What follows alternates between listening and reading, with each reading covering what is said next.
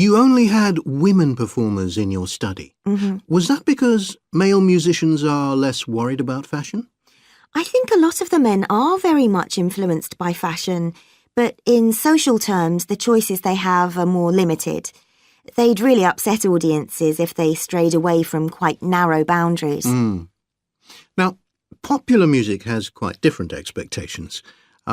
Did you read Mike Frost's article about the dress of women performers in popular music? No. Well, he points out that a lot of female singers and musicians in popular music tend to dress down in performances and wear less feminine clothes, like jeans instead of skirts.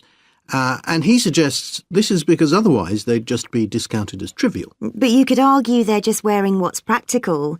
I mean, a pop music concert is usually a pretty energetic affair. Yes, he doesn't make that point, but I think you're probably right.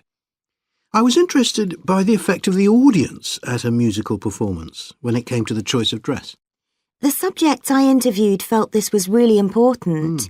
It's all to do with what we understand by performance as a public event. They believed the audience had certain expectations, and it was up to them as performers to fulfil these expectations, to show a kind of esteem. They weren't afraid of looking as if they'd made an effort to look good. I think in the past, the audience would have had those expectations of one another too, but that's not really the case now. Not in the UK, anyway. No. And I also got interested in what sports scientists are doing too, with regard to clothing.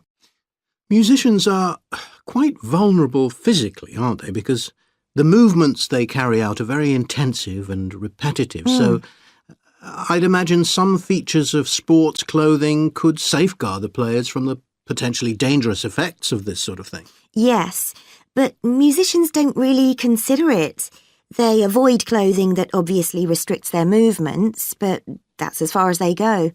Anyway, coming back to your own research, do you have any idea where you're going from here? I was thinking of doing a study using an audience, including...